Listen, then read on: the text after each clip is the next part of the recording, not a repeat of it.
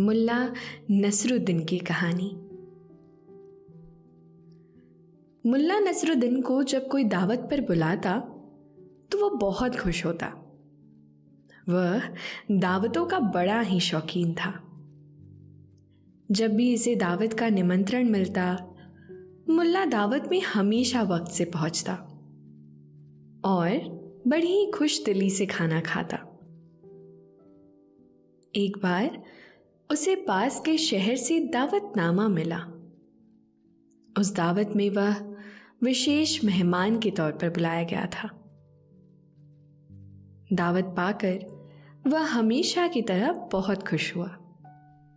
अगले दिन ही दावत थी। सुबह मुल्ला तैयार हुआ और वक्त से उस दूसरे शहर जाने के लिए निकल पड़ा। जब वो दावत वाली जगह पर पहुंचा तो उसके कपड़े धूल मिट्टी से गंदे हो गए थे। वह अपने गधे से उतरा और गधे को एक तरफ छोड़कर अपने कपड़ों को अच्छी तरह से झाड़ पोंछ करने लगा। जब वो दावत के लिए उस जगह पर पहुंचे तो बाहर खड़े दरबान ने उसे अंदर जाने से रोक लिया। मुल्ला ने दरबान को समझाते हुए कहा कि भाई, मुझे अंदर जाने दो। मैं इस दावत का खास मेहमान हूं। मेरा अंदर इंतजार हो रहा होगा। दरबान ने हंसते हुए कहा कि तुम खास मेहमान हो, यह तुम्हारे कपड़ों से नजर आ रहा है। मुल्ला ने उसकी बात को नजरअंदाज करते हुए कहा कि तुमने मुझे पहचाना नहीं शायद। मैं मुल्ला नसरुद्दीन हूं। दरबान ने हंसते हुए कहा कि अगर तुम मुल्ला नसरुद्दीन हो तो मैं यहां का खलीफा हूं। मुल्ला को दरबान की बात बुरी तो बहुत लगी, लेकिन वह माजरा समझ गए। तभी उन्हें कुछ याद आया और वो उसी शहर में रहने वाले अपने एक दोस्त के घर जा पहुंचे। दोस्त उन्हें यूं अचानक देखकर बहुत ही खुश हुआ। कुछ देर की बातचीत के बाद मुल्ला ने उसे याद दिलाते हुए कहा कि तुमने कुछ दिन पहले मेरे लिए एक शेरवानी सिलवाई थी। वह मैं अब तक ले ना जा सका। क्या तुम मुझे वो लाकर दे सकते हो? दोस्त ने कहा, शेरवानी तो कब से तुम्हारा इंतजार कर रही है। इसके बाद वह पीछे के कमरे में गया और मुल्ला को वह शेरवानी लाकर दे दी। मुल्ला शेरवानी पाकर बहुत खुश हुआ। उसने दोस्त के यहाँ मुंह हाथ साफ किए, बालों को दुरुस्त किया और इसके बाद शेरवानी पहनकर दावत वाली जगह पर जाने के लिए निकल पड़ा। फिर आगे क्या होता है इस कहानी में, ये हम आपको आगे सुनाएंगे। लेकिन इसके पहले आप अपने आसपास की सारी लाइट्स ऑफ करके आराम से लेट जाएं। अपनी आंखें धीरे से बंद कर लीजिए। अब थोड़ा सा अपने शरीर को आराम दीजिए। थोड़ा और आराम दीजिए। अपने शरीर को बिल्कुल ढीला छोड़ दीजिए। कोई टेंशन नहीं, कोई तनाव नहीं। अपने दिमाग में चल रहे सभी विचारों को, चिंताओं को त्याग दें। एक शांति सी महसूस करें। सारी नेगेटिव, सारी पॉजिटिव विचारों को धीरे धीरे निकाल दें।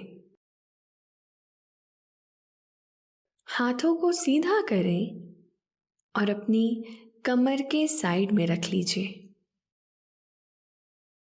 अब अपनी सांस पर ध्यान लगाएं। इसको धीमे या तेज नहीं करना है। बस ध्यान देना है कि कैसे वो आपके नाक, गले में होते हुए आपके अंदर प्रवेश कर रही है।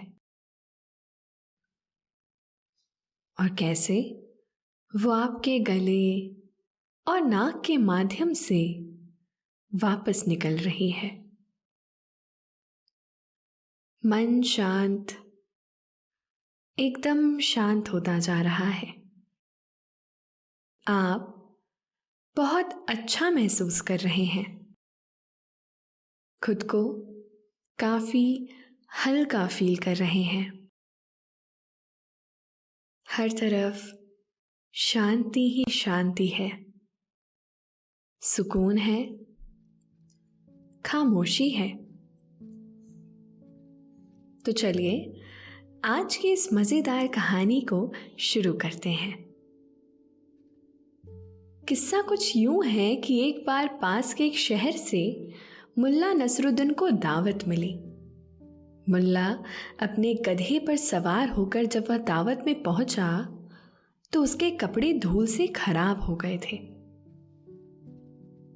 दरवाजे पर मौजूद दरबान ने मुल्ला को इन कपड़ों में देखा तो अंदर जाने से रोक दिया।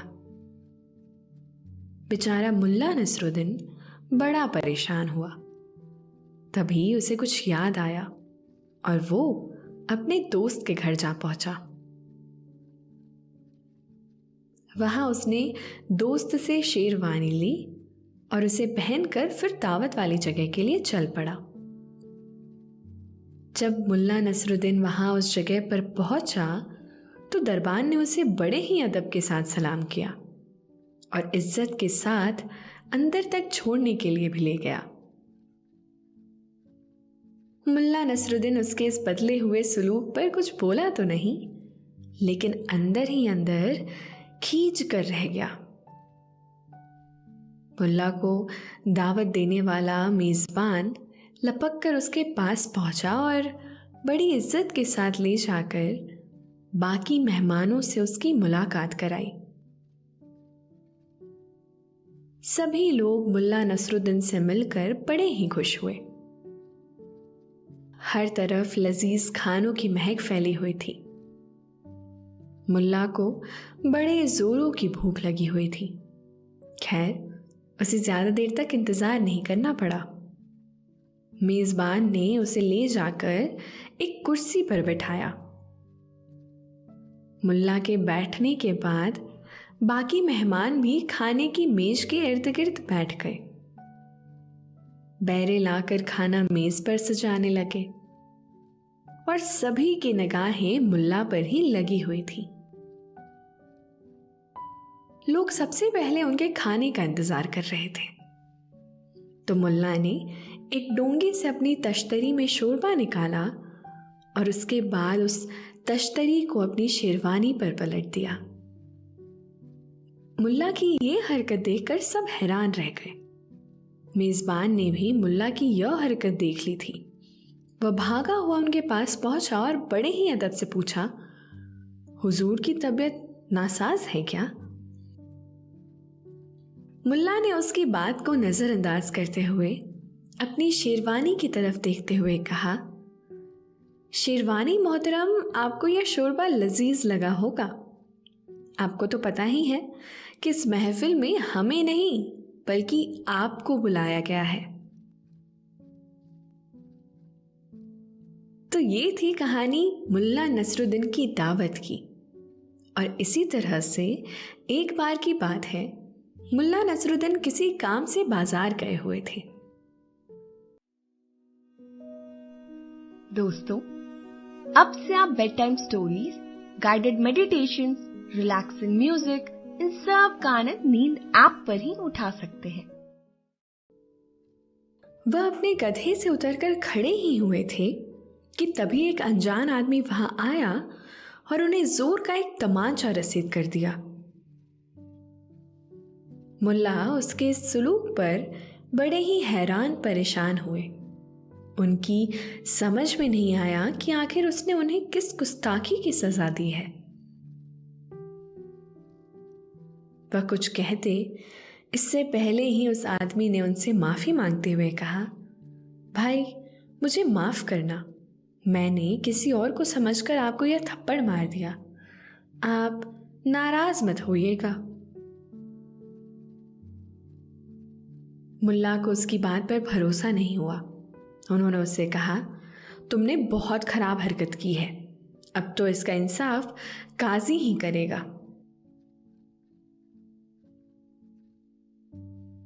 मुल्ला उस आदमी को लेकर शहर काजी के पास गया और अपनी शिकायत उसे सुनाते हुए इंसाफ की दरख्वास्त की। इसी बीच मुल्ला ने देखा कि काजी और उस आदमी में कुछ खुसर फुसर शुरू हो गई। मुल्ला उनसे जरा दूर खड़ा था। वह उनकी बातें सुन तो नहीं सका, लेकिन उसने सोचा कि दोनों शायद पहले से ही एक दूसरे से वाकिफ हैं, इसीलिए एक दूसरे का हाल चाल पूछ रहे हैं। उनकी खुसर फुसर खत्म होते ही मुल्ला ने काजी से इंसाफ करने को कहा। काजी ने उस आदमी से पूछा, मुल्ला ने जो इल्जाम तुम पर लगाया है, क्या वह सच है? उस आदमी ने कहा, मुल्ला की बात सच है, लेकिन मैंने इन्हें कोई दूसरा आदमी समझकर थप्पड़ मार दिया था, इसके लिए मुझे माफ किया जाए। उसकी बात सुनते ही काजी ने तुरंत फैसला सुनाते हुए कहा, तुम्हें मुल्ला नसरुद्दीन को थप्पड़ मारने का जुर्माना अदा करना होगा। मैं तुम पर 1 दिनार का जुर्माना लगाता हूं। मुल्ला काजी के फैसले से बिल्कुल भी खुश नहीं हुआ। अभी वह कुछ कहता तभी काजी ने आगे कहा, समझ सकता हूं कि इस वक्त तुम्हारे पास जुर्माना अदा करने के लिए दिनार नहीं होगी, तुम जा सकते हो। जब तुम्हारे पास माल आ जाए तो मुल्ला को जुर्माना अदा कर देना। काजी की बात सुनकर मुल्ला को सारा माजरा समझ में आ गया कि दोनों आपस में मिले हुए हैं। मुल्ला ने उस वक्त तो कुछ नहीं कहा और चुपचाप वहां से चला गया। काफी वक्त गुजरने के बाद भी वह आदमी दिनार लौटाने वापस नहीं आया। यह सुनकर मुल्ला को यकीन हो गया कि ये दोनों मिले हुए हैं, लेकिन मुल्ला कुछ कर नहीं सकते थे। यह फैसला सुनकर वो आदमी खुशी खुशी वहां से चलता बना। मुल्ला ने काजी से पूछा, काजी साहब, आपको क्या लगता है कि आपका यह फैसला दुरुस्त है? काजी ने तुरंत ही जवाब दिया, बिल्कुल दुरुस्त है। एक थप्पड़ के बदले 1 दिनार का जुर्माना काफी है।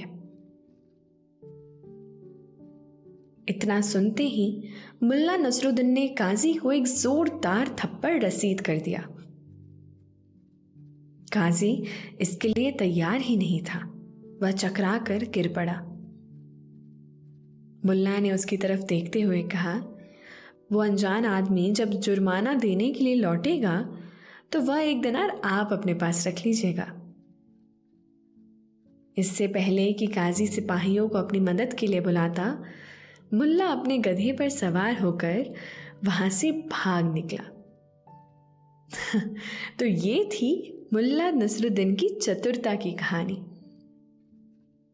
दोस्तों, अब से आप आपकी मनचाही दादी और नानी की कहानियों से प्यारी नींद की कहानियां सिर्फ और सिर्फ नींद ऐप पर ही सुन पाएंगे। तो इसी तरह हमारे साथ कहानियों के जरिए जुड़े रहने के लिए आपकी अपनी नींद ऐप इंस्टॉल करें। एक बार कुछ यूं हुआ कि मुल्ला नसरुद्दीन को कुछ लोगों ने तकरीर करने के लिए बुलाया। मुल्ला नसरुद्दीन जब तकरीर करने पहुंचा तो वहां मौजूद लोग उसे कुछ खास पसंद नहीं आए। वह बड़े ही काइयां लोग थे। उनका इरादा मुल्ला की तकरीर के बीच हल्ला गुल्ला करने का था। मुल्ला यह बात भाप गया। उसने तकरीर शुरू करते हुए पूछा, क्या आप लोगों को मालूम है कि मैं यहां किस मसले पर तकरीर करने आया हूं? वहां बैठे लोगों ने एक सुर में कहा, नहीं, हमें बिल्कुल नहीं पता। मुल्ला नसरुद्दीन ने बड़ी सादगी से जवाब दिया, मैं उन लोगों के बीच तकरीर करना बिल्कुल भी पसंद नहीं करूँगा जिन्हें ये तक नहीं पता हो कि मैं यहाँ किस विषय पर बोलने के लिए आया हूँ। यह कहते हुए मुल्ला मंच से उतरा और गधे पर सवार होकर चलता बना। वो लोग भी हार मानने वाले में से नहीं थे। उन्होंने कुछ दिन बाद फिर से मुल्ला को तकरीर करने के लिए बुलाया। वो शेर थे तो मुल्ला सवा शेर था। मुल्ला नसरुद्दीन फिर जा पहुंचा तकरीर करने के लिए। मुल्ला मंच पर खड़ा हुआ और बोलना शुरू किया, आप लोगों ने मुझे बुलाया, इसके लिए मैं आपका शुक्रगुजार हूं। कुछ ठहर कर उसने आगे बोलना शुरू किया, क्या आप लोगों को अंदाजा है कि मैं यहाँ किस मुद्दे पर तकरीर करने वाला हूं? इस बार सभी ने एक सुर में जवाब दिया, हाँ हाँ, हम जानते हैं कि आप किस मामले में अपनी तकरीर करने वाले हो। मुल्ला ने मासूमियत से जवाब दिया, अगर आप लोग इतने ही माहिर और जानकार हैं तो मैं तकरीर करके अपना और आपका वक्त बिल्कुल भी खराब नहीं करूंगा। मुल्ला वहां से ये कहकर बड़े ही आराम से वापस लौट आया। लोगों ने आपस में कुछ खुसर फुसर की और फैसला हुआ कि मुल्ला को फिर से तकरीर के लिए बुलाया जाएगा और मुल्ला को फिर से दावतनामा भेजा गया। मुल्ला तकरीर करने के लिए तीसरी बार उन लोगों के बीच पहुंचे। मुल्ला को इज्जत के साथ मंच पर पहुंचाया गया। मुल्ला ने सभी का शुक्रिया अदा किया और तकरीर शुरू करते हुए पूछा, आप लोगों को इस बात की जानकारी है कि मैं आज किस बारे में तकरीर करने वाला हूं? इस बार आधे लोगों ने कहा हाँ और आधे लोगों ने ना कहा। मुल्ला ने उनकी तरफ देखते हुए बड़े ही अदा से कहा, ऐसी बात है तो जो लोग जानते हैं वह बाकी लोगों को बता दे कि मैं यहाँ क्या बात रखने वाला था। और ये कहकर मुल्ला फिर से अपने घर रवाना हो गया। मुल्ला को परेशान करने की उन सभी की ये योजना धरी की धरी रह गई। उन्होंने फिर कभी मुल्ला नसरुद्दीन को तकरीर करने के लिए नहीं बुलाया। ऐसे ही सालों पहले एक भिखारी नंदा नगरी में भूख से तड़पने के कारण खाने के लिए कुछ मांग रहा था। तभी उसे एक व्यक्ति कुछ रोटियां दे देता है। अब भिखारी रोटी के लिए सब्जी की तलाश में पास के ही एक पंडाल में पहुंचता है। वहां भिखारी रोटी के लिए पंडाल के मालिक से थोड़ी सी सब्जी मांगता है। भिखारी को देखते ही गुस्से में पंडाल का मालिक उसे भगा देता है। दुखी भिखारी किसी तरह मालिक की नजरों से बचते हुए पंडाल की रसोई में पहुंच जाता है। वहां उसे कई तरह की लजीज सब्जियां दिखती हैं। गर्म गर्म सब्जियों से भाप निकल रही थी। भाप को देखकर भिखारी के मन में हुआ कि अगर रोटियों को इस भाप के ऊपर रख दिया जाए तो सब्जी की खुशबू उनमें मिल जाएगी और फिर रोटी में भी सब्जी का स्वाद आने लगेगा और सब्जी की जरूरत ही नहीं पड़ेगी। यह सब सोचते हुए भिखारी रोटी पर सब्जी डालने की जगह उन्हें सब्जी से निकलने वाले भाप के ऊपर रख देता है। तभी वहां अचानक पंडाल का मालिक आ जाता है और भिखारी को सब्जी चोरी करने के लिए पकड़ लेता है। भिखारी उससे कहता है कि मैंने सब्जी नहीं चुराई है, मैं सिर्फ सब्जी की खुशबू ले रहा था। मालिक भिखारी को धमकाते हुए कहता है कि अगर तुमने सिर्फ खुशबू ली है तो तुम्हें उस खुशबू की भी कीमत चुकानी होगी। डरी हुई आवाज में भिखारी उससे कहता है, मालिक, मेरे पास कुछ भी नहीं है जिससे कि मैं खुशबू की कीमत चुका सकूं। तब पंडाल मालिक उसे पकड़कर मुल्ला नसरुद्दीन के दरबार में ले जाता है। मुल्ला नसरुद्दीन पंडाल मालिक और भिखारी की बातों को गौर से सुनते हैं। दोनों की बातें सुनने के बाद मुल्ला कुछ देर सोचकर पंडाल मालिक से कहते हैं कि तुम्हें अपनी सब्जी की खुशबू के बदले पैसे चाहिए, है ना? पंडाल मालिक कहता है, जी हाँ। फिर मुल्ला पंडाल मालिक से कहते हैं, ठीक है, तुम्हारी सब्जी की खुशबू की कीमत मैं स्वयं दूंगा। यह सुनते ही पंडाल मालिक खुश हो जाता है। फिर मुल्ला नसरुद्दीन उसे बताते हैं, देखो, मैं तुम्हारी सब्जी की खुशबू की कीमत सिक्कों की खनक से अदा करूंगा। इतना कहते ही मुल्ला अपनी जेब से कुछ सिक्के निकालते हैं और दोनों हाथों में लेकर उन्हें खनखनाने लगते हैं। फिर उन सिक्कों को दोबारा जेब में डाल लेते हैं। यह सब देखकर पंडाल मालिक हैरान हो जाता है। वह मुल्ला नसरुद्दीन से कहता है कि यह उन्होंने कैसी कीमत अदा की है। जवाब में मुल्ला कहते हैं, तुम्हारी सब्जी की खुशबू इस भिखारी ने ली थी, इसी वजह से मैंने तुम्हें सिक्कों की खनक सुनाई है। अगर इस भिखारी ने सब्जी ली होती तो तुम्हें कुछ सिक्के जरूर मिलते। मुल्ला का जवाब सुनकर पंडाल मालिक आंखें चुराते हुए वहां से चला गया और भिखारी भी खुशी खुशी अपने रास्ते निकल जाता है। अभी आपने मुल्ला नसरुद्दीन की कुछ मजेदार कहानियां सुनी। मुल्ला की यह कहानियां दुनिया के तमाम देशों में बहुत मशहूर हैं। कई देशों का ऐसा दावा है कि मुल्ला नसरुद्दीन उनके देश का था। रूस में तो उन पर टीवी सीरियल और फिल्म भी बन चुकी है।